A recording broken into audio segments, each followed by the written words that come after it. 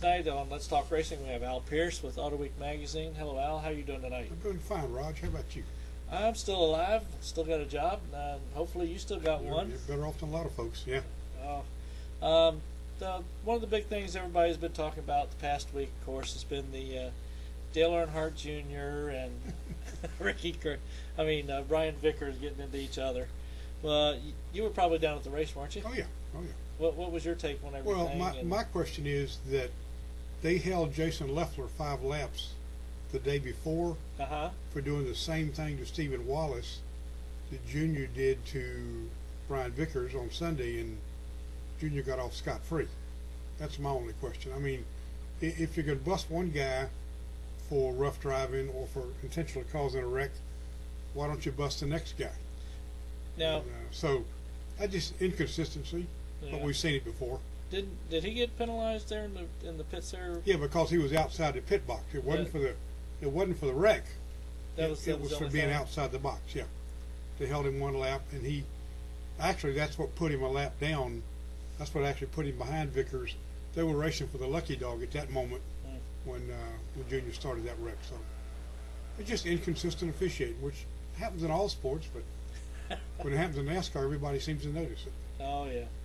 Well, you got a lot of people watching it. How many years you been doing reporting on all the 40. racing? This is my 40th year. 40 years. I've seen 39 consecutive Daytona 500s. Going to Las Vegas day after tomorrow. I'm going to Atlanta, Bristol, Martinsville, Texas, the whole spiel. Almost all of them. What's been your best tracks that you like going to? Well, I love Bristol. I love Bristol and Martinsville. Saturday night racing style. Well, yeah, I don't think anybody can go to Bristol, and there's a very clear distinction between Bristol on a Sunday afternoon in March and Bristol on a Saturday night in August. The Saturday night race is altogether different. The atmosphere is different. The crowd is different. The anticipation is different. You've had basically all day to get ready for it. People are all drunked up by then, and Saturday night at Bristol is a one-of-a-kind deal. If you can only go to one race a year, that's the one you should go to. Okay. Now, since you've given us your tracks you like the best, what's the ones you don't like? Pocono. Hate Pocono. Hard to get in, hard to get out. A very bad racetrack. Not very competitive. They go by you, and a minute later they come back around. The banks are not. The turns are not banked, so you don't actually see them when they go away from you. They disappear for a minute and then they come back. So if they took Pocono off the schedule and replaced it maybe with, say, Kentucky, that'd be okay. Well, what about Indy? I've never been there for a race, but I have been to the track several times. Indy's a different deal. Indy's like Pocono in that you can't see them when they go away from you, but you're at Indy. You can forgive forgive them for being what they are, because that's Indy. Pocono doesn't have quite that cachet. So just the first time I walked through Indy's gate, I guess I raced there 12 or 13 years now. It was amazing to see a place with that many seats and realize that from 1911 this has been the racetrack in America. Pretty cool deal. Oh, geez. What have been your best moments that you've experienced in your coverage of racing history? I know what one of them's going to be. That's going to be when Earnhardt Sr. won the Daytona 500. Yeah, that was a big deal. And actually, the first race I ever covered was in 1969 at Dover, and Richard Petty won. And he had won the first race I ever saw as a fan about 5 years earlier. So Richard and I got off to a pretty good start, and we've been buddies ever since. Yeah, I don't know that I can. I think when Ricky Rudd won the Brickyard, that was a big deal for me, because I knew Ricky liked him, kind of considered him the hometown guy. When Ricky won at Martinsville that day, when he was absolutely beat down, the cool suit stopped working. He was just about to pass out 3 or 4 times, and he managed to win that race. That was a big deal. Petty winning his 200th, that was a big deal at Daytona. Earnhardt winning at Daytona was a big deal, even though it was under caution.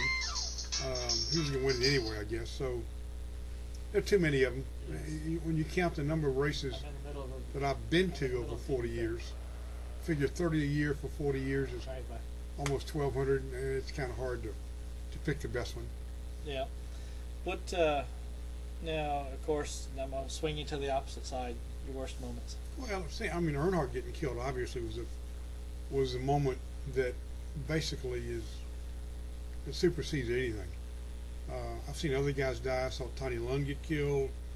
I saw Friday Hassler, Terry Schoonover, Tab Prince, Ricky Knotts. I've seen a lot of guys get killed, and their death was no more or no less important than Earnhardt's death to the family and friends of those young men. Of course. But when Earnhardt's deal, it was it changed the sport. It started a series of things began to happen after that have led to where we are today, and whether that's good or bad, and that's up for debate.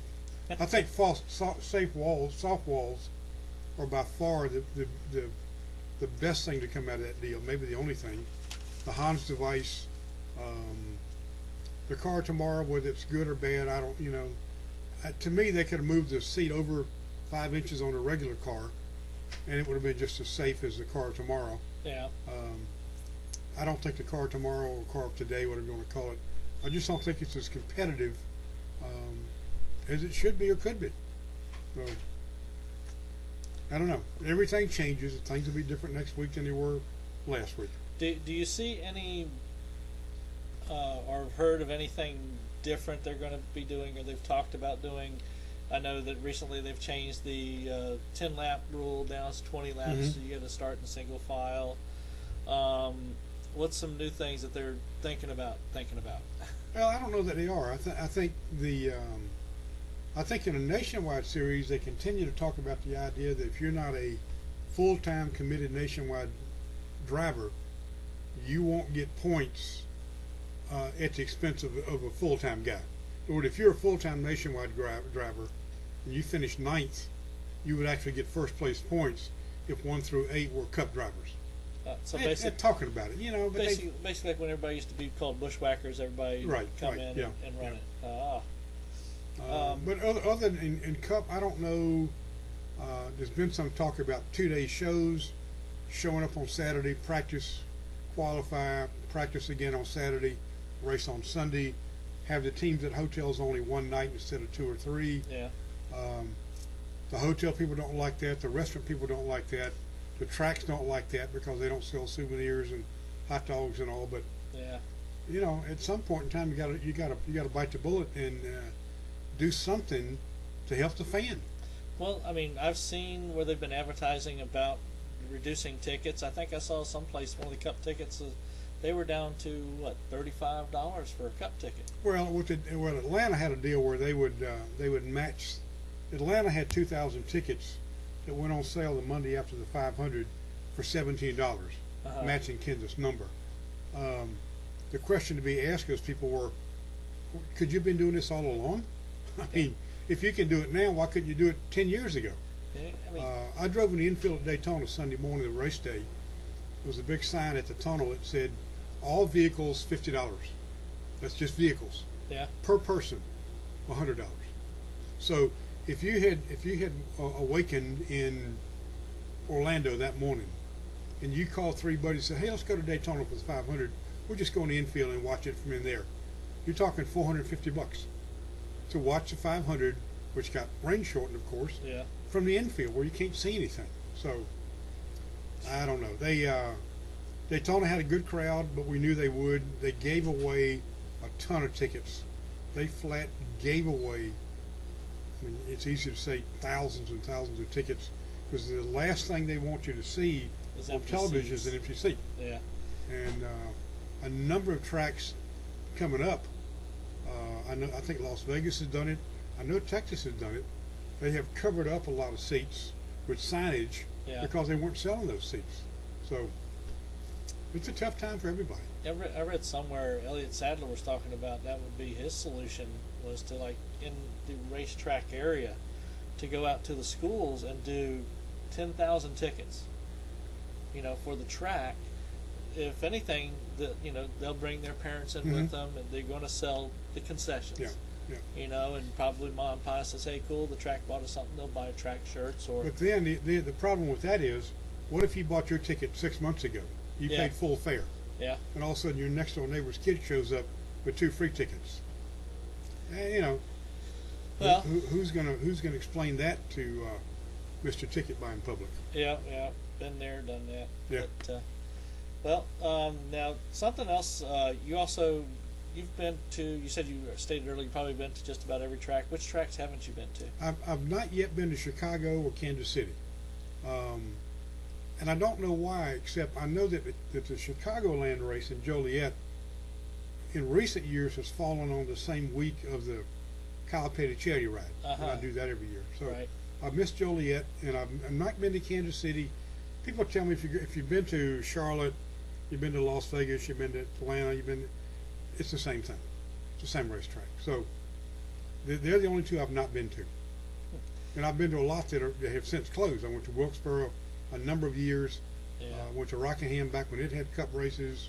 Went to Riverside when it ran cup races. So I've been to all of them except 2, but I've been to even more that don't have races any longer. Now, speaking of the charity ride, I know you have done many times, been going out there and helping out Kyle with the charity ride. All 14 of them. I've done them all. Other than getting married and having a family, in that order, by the way, it's the best thing I've ever done. Yeah. It's terrific. It's how do people get to participate in it? well, you stroke a check for $10,000, Or get somebody to or raise you get money. sponsors. Yeah, There you go. I've still. The last few years, I've had to stroke a check for about half that amount, and I've gotten sponsors for the other half. And I've been doing it since the first year, so I'm automatically renewed every year. And I think this year probably they've got some spots available because the economy is such that a lot of folks just can't do it. If you do it and you have a rider with you, say a man wants to take his wife or girlfriend, but not both, if you order very loose family. yeah, I'm gonna take a wife or girlfriend. You're talking about maybe 15 grand, 10 for the main rider, or 9 something for the main rider, about half that for the companion. So now, along with the Kyle Petty ride, charity ride, now I also know you do work with Victory Junction Gang. Yeah, try to raise money every year for the camp. I was there when the camp when the ground was broken. I was there when the camp opened. I go to the camp 2 or 3 times a year, every year. Believe in it, believe in the Petties, knew Adam very well, rode motorcycles with him. In fact, I was with Adam. The charity ride in 2001 ended the Sunday before he was killed on the following Friday. So knew Adam. Of course, I've known Richard and Kyle for years. I believe in what they're doing. It's a good deal. It is. I was out there with you on the week before the actual. Oh, that's right. Yes, I remember that. Opening there when they I had all remember the that. Yeah. Tony and everybody else and his cup team. That brought tears to my eye when they had them out there cutting the tape and everything. It's pretty good. It's a pretty good deal. Of course, I probably brought tears to Tony's eye too, because when they did that, everybody shoved forward, and I squished Tony up against that 45 bar. I mean, we were just. But anyway. And if you've got enough girth to squish somebody, I was skinnier back then. When you squish them, you really squish them.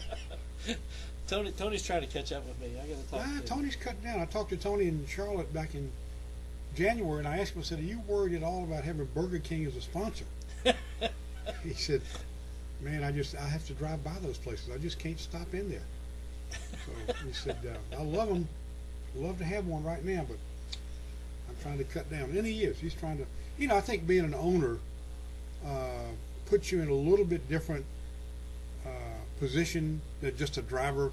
If you own the team, you are directly accountable to your sponsors. You're directly accountable to your partners. Of course, in Tony's case, his partner can't get to him anytime soon, so he's pretty safe there. But I think Tony's trying to clean up his act a little bit. I think he shaves more than once a month now, and he doesn't. I think he's trying to trim down and be a good guy again. A lot of He was awfully good at Daytona. He was just friendly and happy and jumping around, and couldn't have been nicer. Yeah, well, it was nice to see him getting out and being able to run up front to be able to lead the race. But a lot of people in your field were, it's a new team, they're going to be so-so, and then all of a sudden, here we go. He's just cranking away, and well, but two races really don't tell you a lot. I mean, Daytona is a different animal. If you go back at the history of the sport, Daytona does not always translate to California. Although once you do California, Atlanta, California, Vegas, and Atlanta, and then Martinsville and Bristol, those 5 give you a pretty good feel for what you've got. Daytona doesn't. yeah. I mean, I don't think that A.J. Allmendinger is going to average finishing 3rd all year long. I don't think the Petty car is going to finish in the top 8 or 9 every weekend. So Daytona's a different animal. If the race had gone another 120 miles and Junior hadn't crashed half the field, who knows what might have happened. Speaking of the Petty thing there, and Kyle and Richard and everybody there. Now, Kyle, there was something not too long ago came out that with all the things that were getting moved around, and all of a sudden Kyle was left out there with virtually bad blood. Nothing. Yeah. Apparently Boston Ventures. I always say Boston Market. You're hungry. I am. Get that pizza around here. Pizza. I think that when Boston Ventures came in, they thought they knew more about the sport than they actually do. And they looked at Kyle as being either in his 50s or right close to it. Hadn't won in 10 or 12 years, maybe. Yeah. Maybe longer than that. Forgetting that his name is the only real asset that team has got. Yeah. I mean, Petty Enterprises would be, if that was Gillette, if it was Gillette Racing, GMR or something, Gillette Motorsports, it would not get nearly the attention it gets now. Yeah. With it being called Richard Petty Motorsports. They basically just kind of kicked Kyle out the door. Yeah. I know the other day I was trying to call up people I still knew at the original place at Level Cross, and trying to track somebody down now is like cryptograms. There's nobody left. I tell you. And I talked to Kyle at Daytona. Oh no, I'm sorry. Talked to the Wood Brothers at Daytona. Different story. I'll tell you that one later on. But Kyle said that he is very, very, and I don't know if he's mad or angry, but he's hurt. Yeah. That his family, and he said the King. I think he and his mother get along pretty well. But he said the King just kicked me out the door. And I didn't like that. I didn't like the way he said, I knew it was going to end. I knew there'd be a Daytona 500 without a Petty. But, and if it had been this year, that'd have been fine if it had happened in a more civil way. Basically just disappointed about the whole way it ran. About the way he got run off. Yeah. And I think Kyle probably understands that his fundraising for the camp is contingent a great deal on him being in a race car and being out there and being somebody people still want to talk to and write about. And without that, he may be worried that the camp deal will dry up. So I don't know. I tell you what, Faith just loves him. She loves to watch him from the back. Who's this? My wife, Faith. Oh. Well, after living with you, I think anybody would be pretty walking Watch away. it now. But the other thing Kyle Especially said, when I'm walking away too, right? Well, that's what I mean, yeah. Kyle mentioned the other day that they were talking about. He said, I don't even know what to call this team. Is it Gillette Evernham? Or is it Petty Moore? What is it? What's it called? He said, I do know one thing. It ain't Petty Enterprises. The Petty Enterprises disappeared, went away for all time the day they left Level Cross. Yeah. And nothing will ever be the same. And he said it'll be a long time before I get over that. Rock and roll. Hey, this is NASCAR driver Kenny Wallace. I want to thank all of you for watching Nettlezoid TV. And you can also go to Nettlezoid TV at pitwall.com, division of PC Doctors. I had some people asking questions on here. Of course, they're mostly Stewart fans here. That's okay. They're wanting to know what's exciting in Stewart Haas Racing. And what do you think about what we're going to be doing as far as taking on more drivers at either Truex or Sadler or something like that for a third team? People are already wanting to get into the rumors Why here. would they want a third team? Is that somebody at your door out there? It's somebody we know. Don't worry about it. He's fine. He's waiting on somebody else that's not here. But yeah, I don't know why he'd want a third team. Now he may have one in mind. You know, is what has Truex done to prove he's better than? I mean, if I were Tony, I might go out and find me a good nationwide series driver. You know, I don't know that David Rudiman's going to stay with. Of course, David Rudiman's got some age on him. He may not go anywhere. I don't know why he'd want a third team. He's only 2 races into his tenure as a 2-team owner. Yeah, some people have rumors. You know, the rumor mill flies around. They're talking about, well, Tony might only want to race about 3 or 4 more years, step out, put somebody else into the car, and run the Indy 500. Yep. But you know, you got to get your feet on the ground.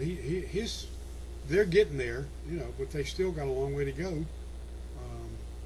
If I were a Stewart fan right now, I wouldn't be expecting a third team for a while. But who knows? Stranger things have happened. I mean, from what I'm seeing, he's still got to get full funding for Ryan the rest of the way out. Yeah, he's got Army for about half, maybe. Yeah, I think it's half of the races. Yeah.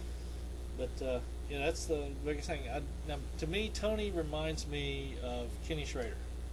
Kenny Schrader loves to go racing anything. Mm-hmm. Tony likes to do that. He runs out, hops, like you said, in the sprints, leaves at 5 o'clock, goes somewhere else.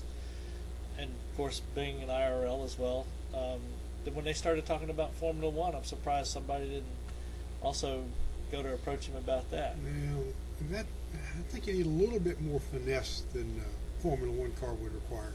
Speaking of Formula One, how can these teams, well, Cup teams usually nowadays, a good Cup team's running about 20 mil. Mm-hmm.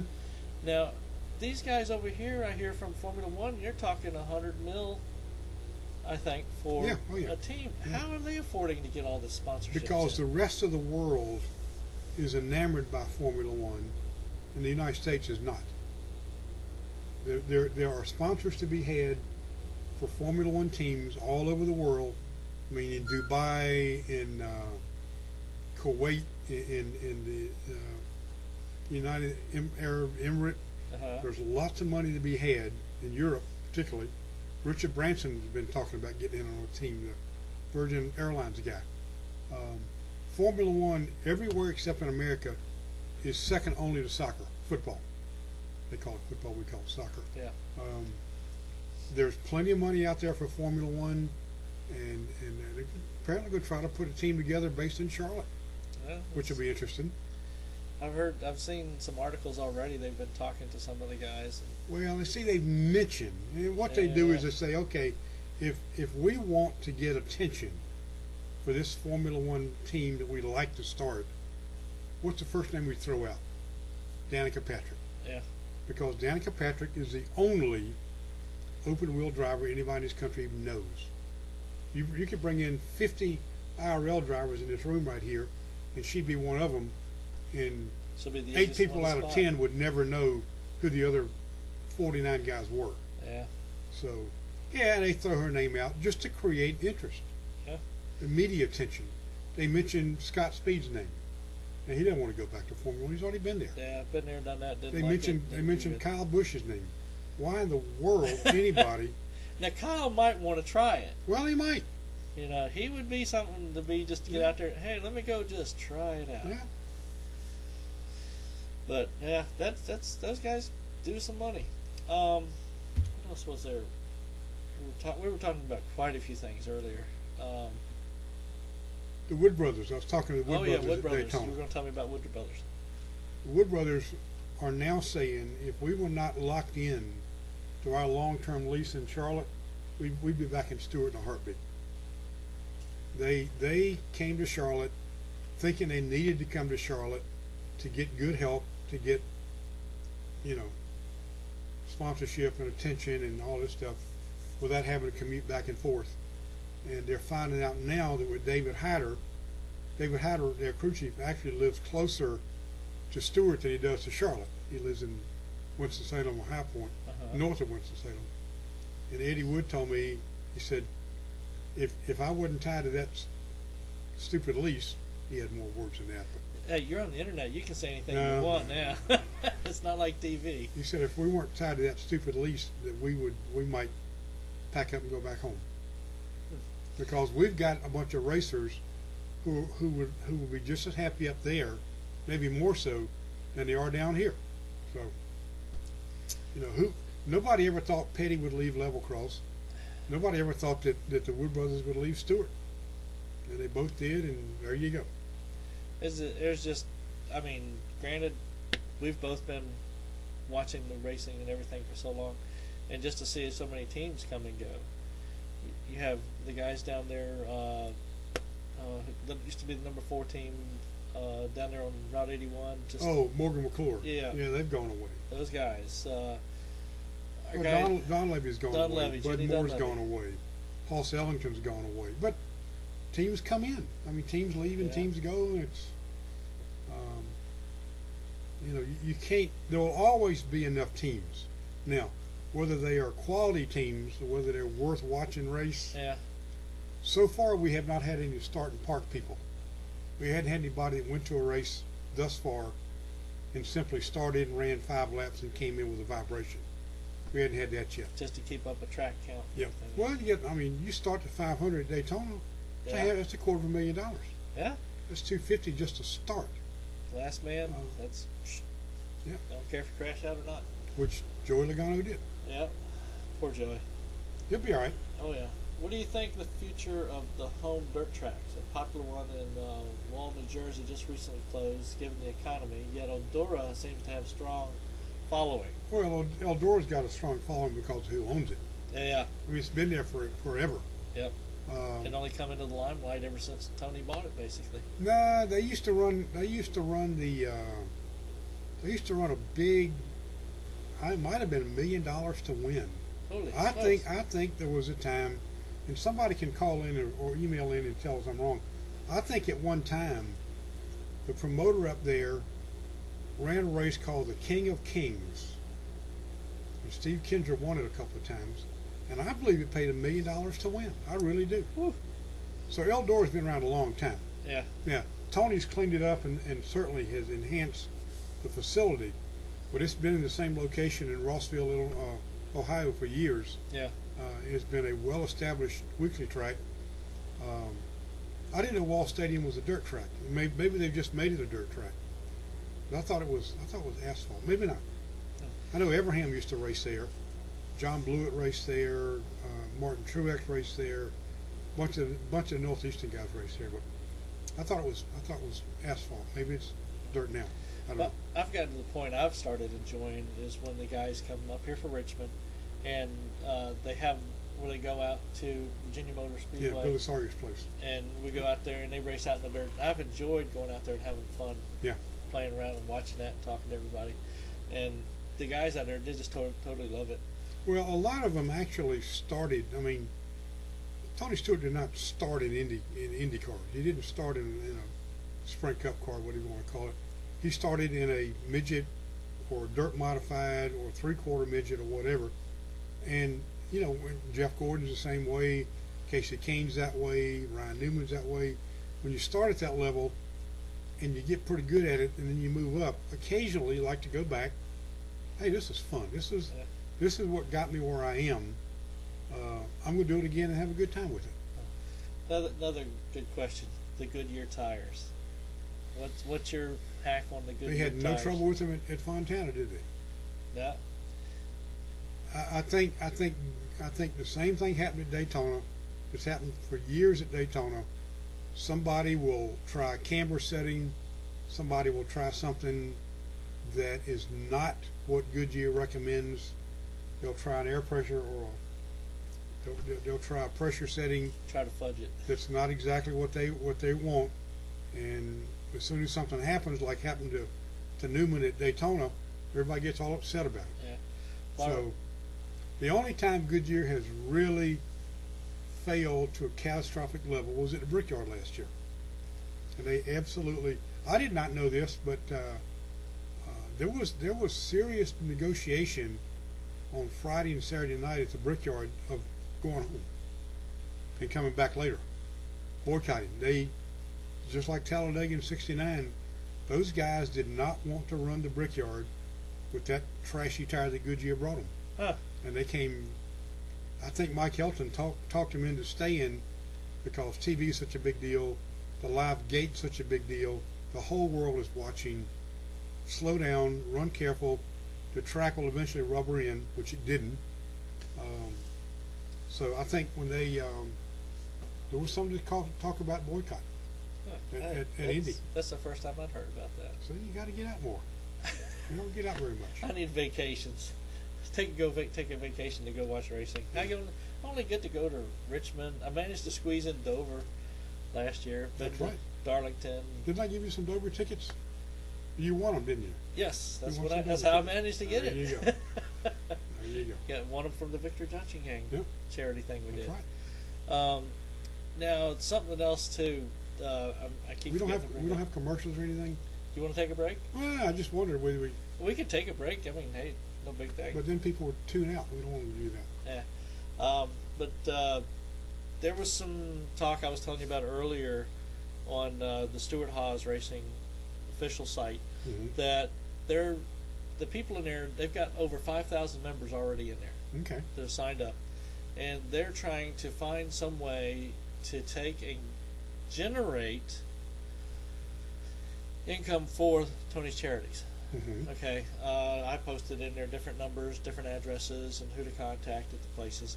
And they were trying to figure out the easiest way to do it. And they were hoping that as an average, people go out and do car washes or whatever, to generate, if each person generated $100 for every member, they were hoping to maybe do at the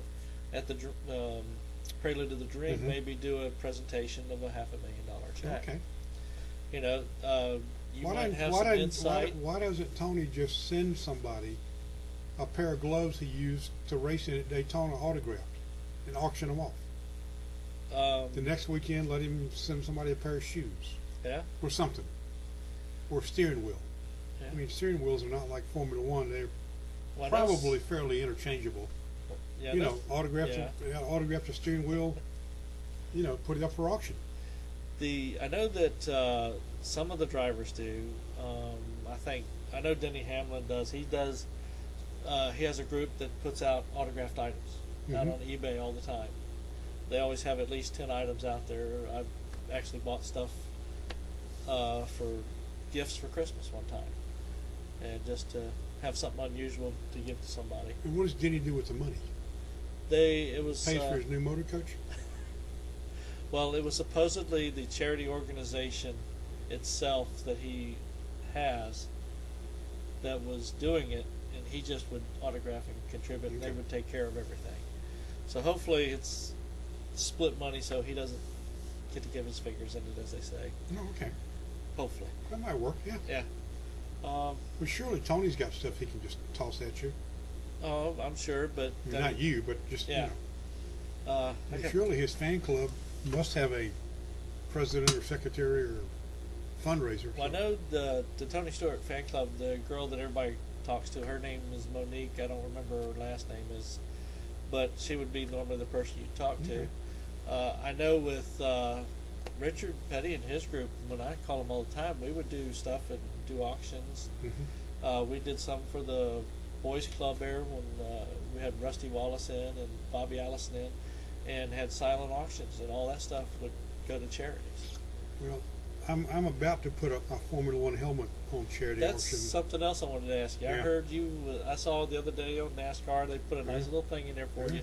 67,000 Mhm. miles. Yep. 50 takeoffs and landings, 8 countries, 13 months, and I got excuse me, I got signatures from every living, obviously, Formula One world champion, 19 of them, and I also got the signature of Phil Hill, Uh-huh. who subsequently has died, but I've got a helmet at home stashed away carefully, signed by every living, signed by 20 Formula One champions, including Lewis Hamilton, Nelson Piquet, Alain Prost, Jackie Stewart, the whole spiel.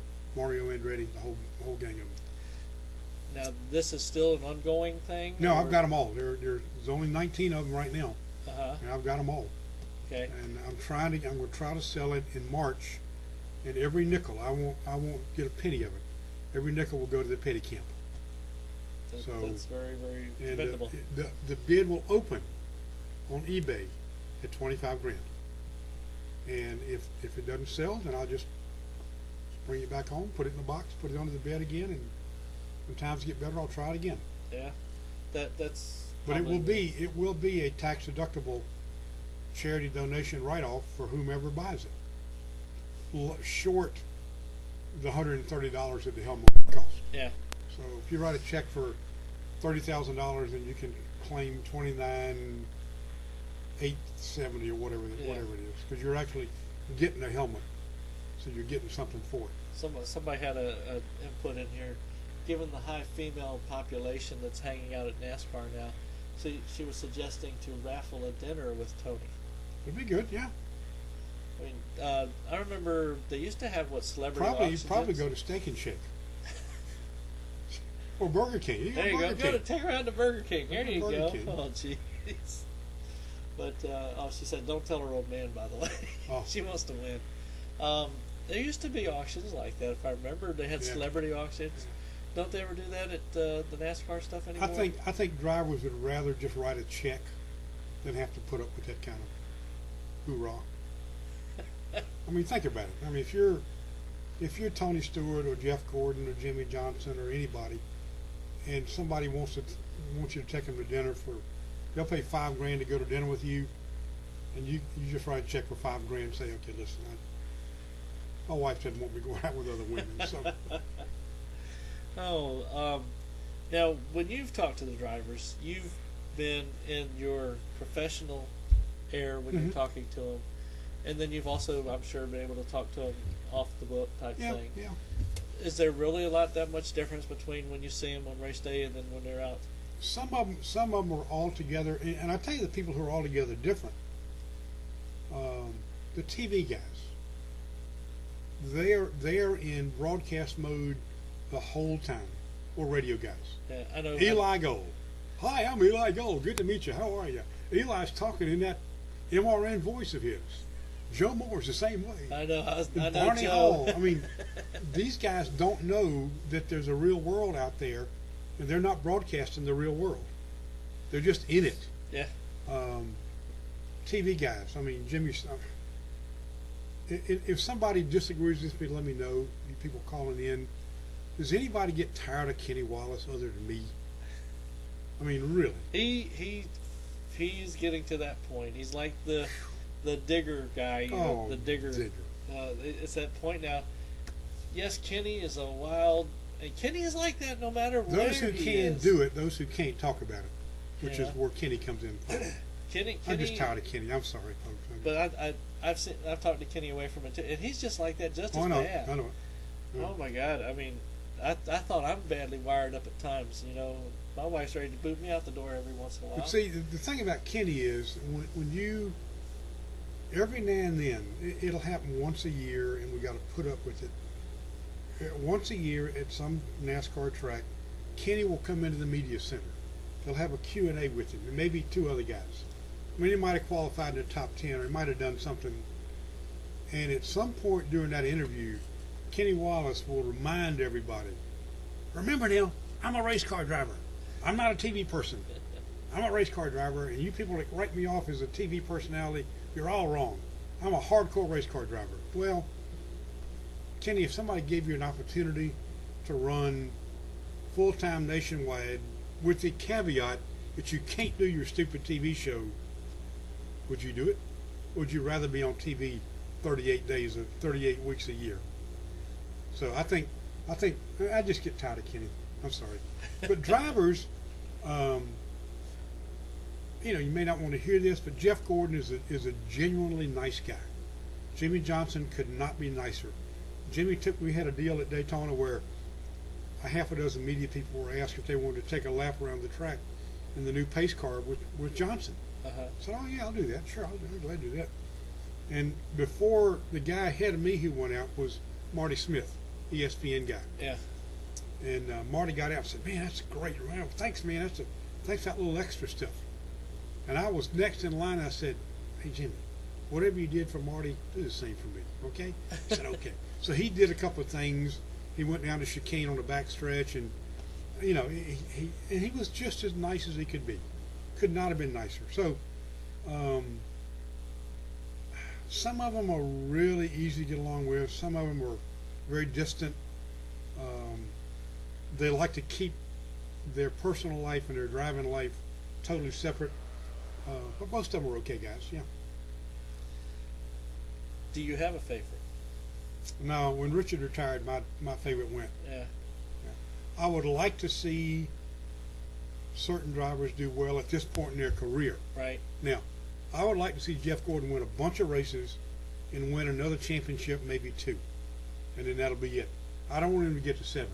6 will be fine. I don't want to see him end his career on a 100-race losing streak. So I'd like to see Gordon have a good last couple, 3 years. I think Gordon's daughter, when Jeff's daughter, so I think she's almost 3 now. I think when Jeff's daughter becomes 6 or 7, I think he'll be done. I'd like to see the petty cars do well for Richard's sake. Yeah. Not that I'm a great fan of Allmendinger or Sadler or Sorensen or who's the other one? Anyway, we've got 4 cars. Oh, Kane. Yeah. I'm not a great fan of any of them, but I'm a great fan of Richard. I'd like to see his team do very, very well. I'd love to see the Wood brothers win a couple of races. I'd love to see Elliott win some races. And that's another thing. The Wood brothers, it was painful for them. Got an email from Eddie Wood yesterday. He said, "I feel like a kid played hooky yesterday. First race he hadn't been to in, 20 years maybe. I mean, at least he's been to every race. They haven't made every race, but the Wood brothers have been to every race since they started running the full schedule until Sunday. In California, he said, "I feel like a kid playing hooky, and it wasn't fun." So. But you had said something that keyed me on something you were talking there. Now being devil's advocate, who's your least favorite? Well, let me see here now. I don't know that I dislike anybody. It has to come down to the last 4 or 5 laps between this guy and that guy, and I'll decide then. Well, who do you think you should go ahead and get away from racing? You mean get out, retire? Who's it's time to get out and get away from? Oh, I would have said Elliott a couple of years ago, but he's having a good time running the limited schedule. Elliott's doing pretty well. I don't know. You didn't tell me that in advance. I would have thought about that. I don't know. You can come back to it. You can think about it. Yeah, I don't know. That's. I'm not a big Harvick fan. He's kind of a little bit coarse, a little bit hard to get along with. I think Jeff Burton, when he gets out of the sport, he'll be a success no matter what he does. Yeah. I've heard some nice, or rather hilarious stories about Harvick at times too. Your buddy Hudson Hall used to work on the truck team. Mm-hmm. He's told me a few. Oh God, if they're half believable, it's hilarious. But anyway. Well, but everybody. I mean, you can go out and talk to everybody about anybody, and find strange things about them. Even you, maybe. Me, strange things about me. Somebody was asking. You've been around the NASCAR R&D stuff. Yeah.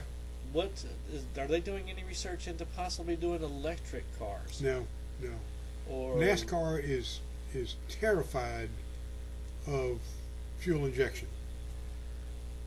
They feel like, and here's a story, and they're sticking to it.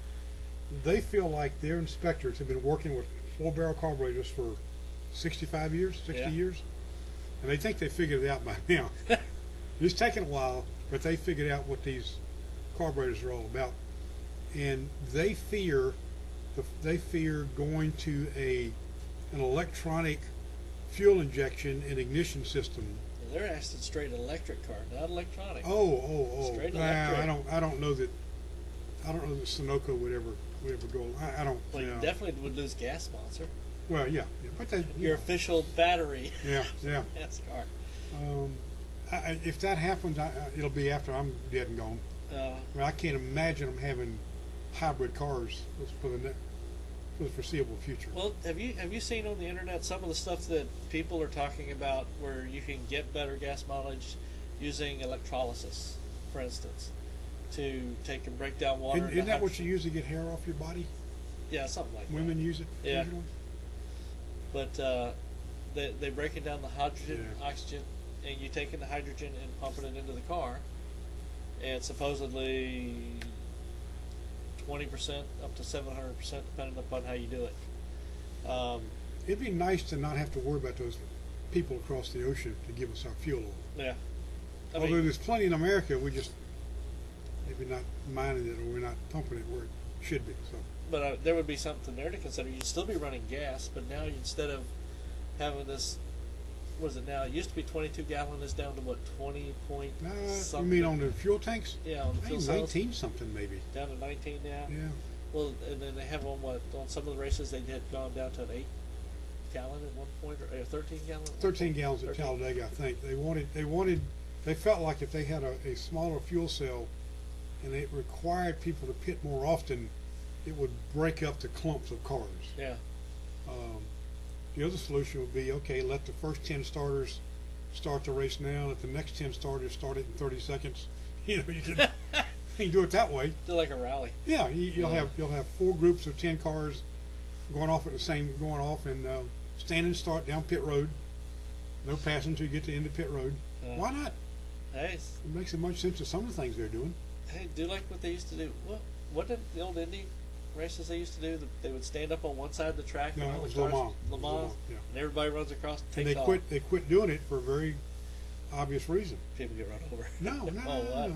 If you can't get across the racetrack before the first car comes at you, you deserve to get run over. But drivers are jumping in and not belting down. Oh, We're saving that 5 or 6 seconds yeah. to not do all this stuff, and then they try to do it as they were driving along. It's like trying to do a cell phone while you're driving something. So now I think Le Mans now has what they call a flying start. You make 2 parade laps and then you take off like that. Yeah. Okay, go ahead. Hi, I'm Ken Schrader, and thanks for listening to Race Talk Live on Netazoid TV.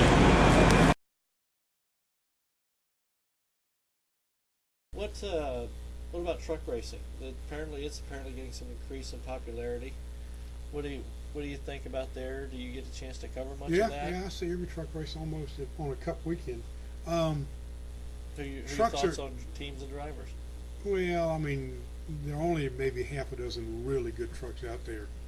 I think Bodine's truck's pretty good. Hornaday, obviously. Kyle's. Rick Crawford, yeah, the Mikasuki team with Billy Ballou. Those trucks are really fun to watch because they create such a big hole that drafting and all that stuff comes into.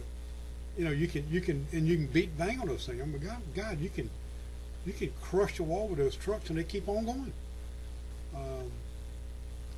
I think people like trucks because they don't look like cars.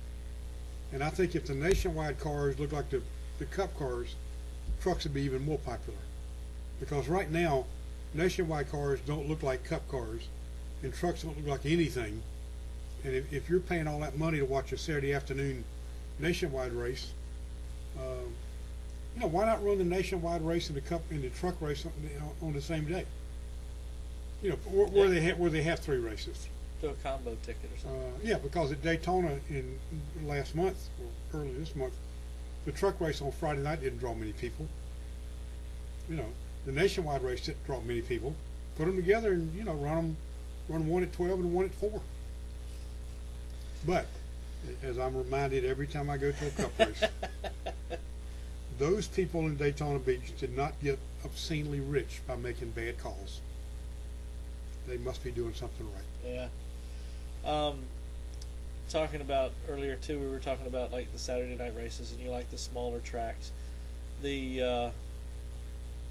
What's your feel on the road course? Gotta have one. Gotta have at least one. one on each side? Well, yeah, I mean, it might be nice to. I don't know if Road Atlanta could accommodate Cup cars. I don't think Sebring could because there's no place to stay down there. VIR in Danville, I don't. It could not handle the crowd. Yeah, you need. If it's dwindling the way it is, it could. Well, you know, my thinking is if you want to run a truck race, if you want to run a road course every year, alternate which track gets it. Yeah.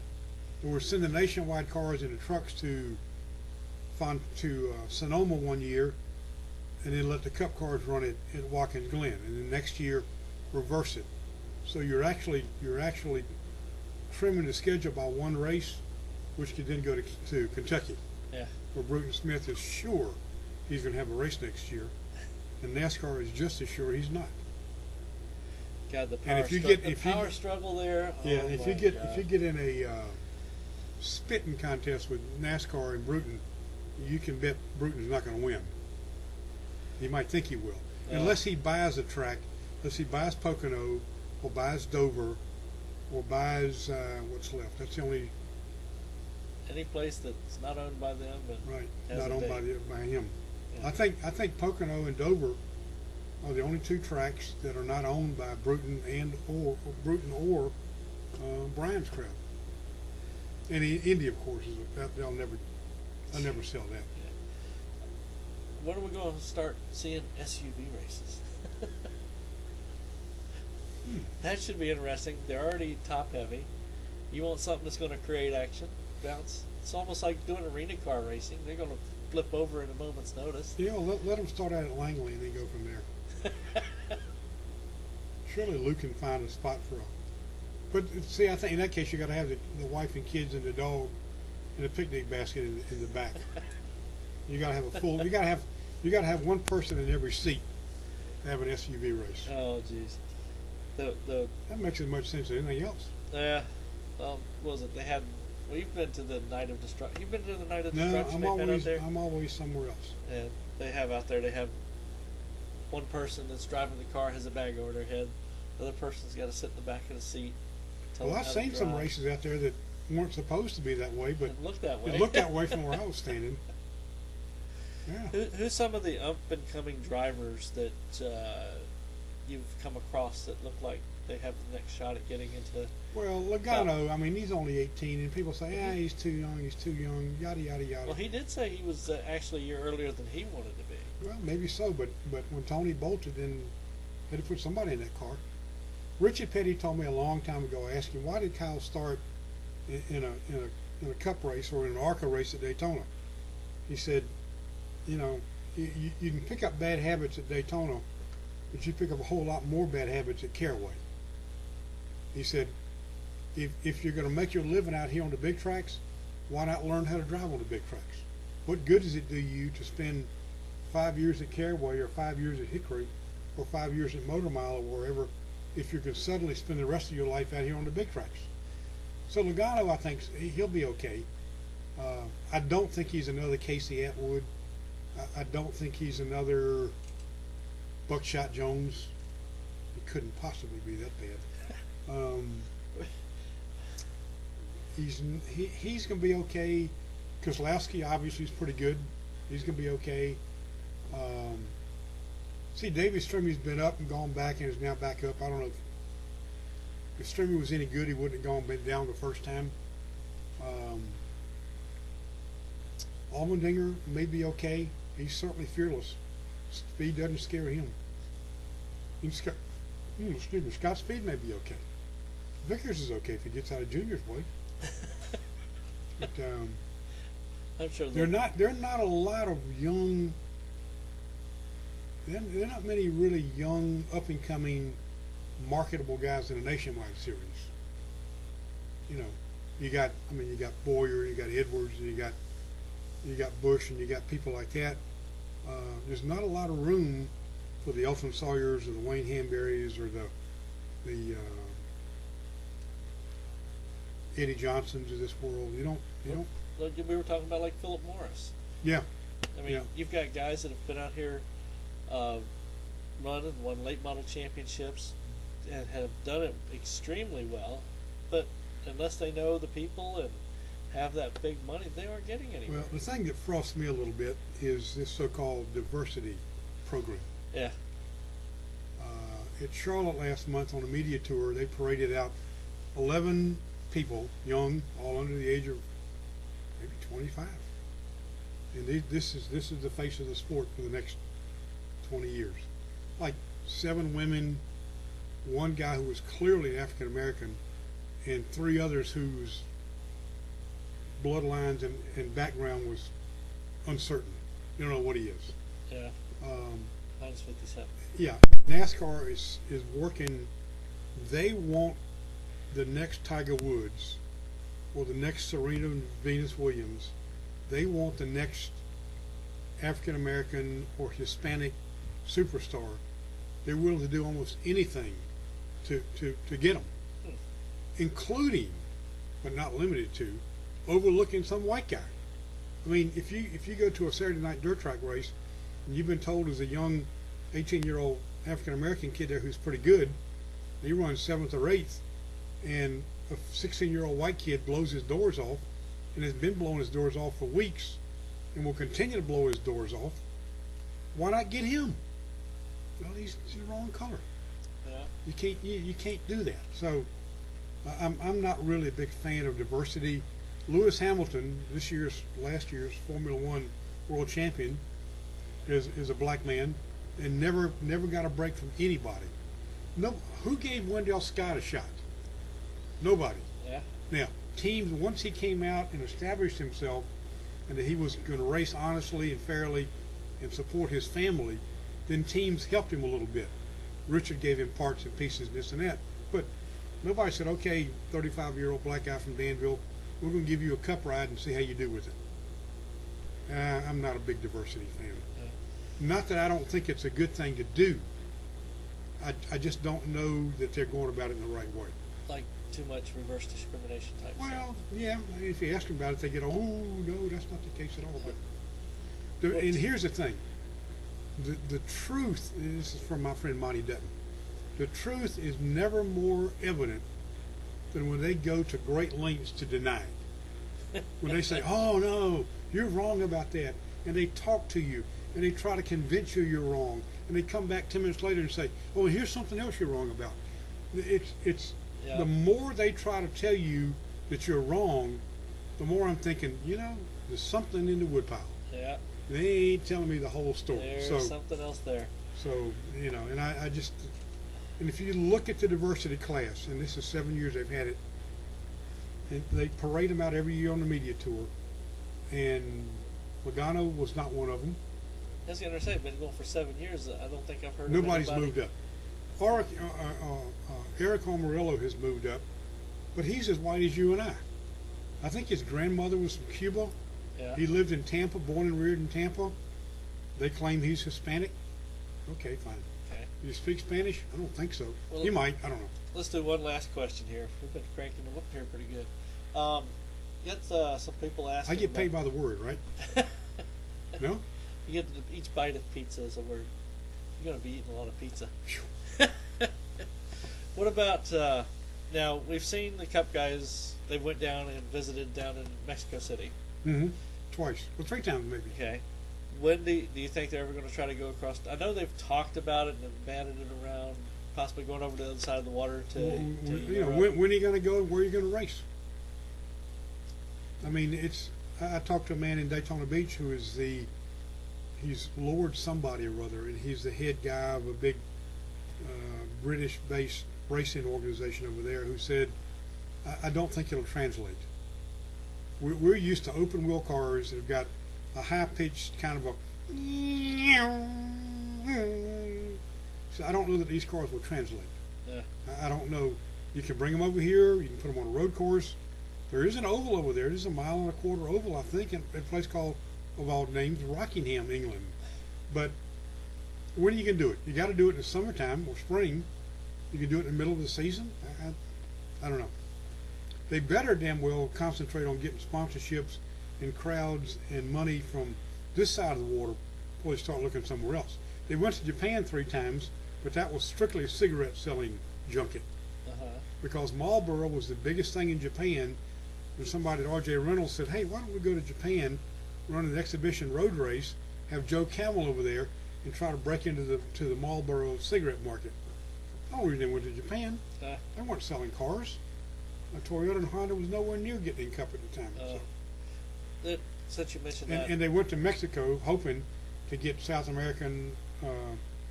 and South American sponsorship, and it didn't work out. So, any news or anything you hear about possibly a new vehicle, new manufacturer? I know there's been a lot of speculation. What happens if GM does do a bankruptcy? All the stuff they've got their claws out into. Well, I would think Chrysler would go down before GM went down. If anybody's going to go down. I don't know that Honda wants to come in. They got out of Formula One. But all the cars look just alike. All you got to put on is a decal saying Honda and an engine, and I'm sure the Honda engine's probably as good as Toyota motors. So I don't know. We've been hearing teams going under and manufacturers going over for months and months and months and months, and so far things are still trucking right along. Well, Al, we might as well end this. I appreciate you coming by and had a real good time. Checks in the mail, right? Checks in the mail. Checks in the mail. We might get up with you when you're out running around when we got a phone set up, other than a little bit better than what we have here. Okay. And forgot to even put out the 800 number so they could call in. Oh, well. We had a good time. Nothing they could have asked was as interesting as what we talked about. Yeah. So. But once again, thanks for stopping by. Glad to do it. And we'll hook up together some other time. Okay, I'll be here. All right. Thank you all. How do you sign off? This is Roger. This is Al. We're out of here. Okay.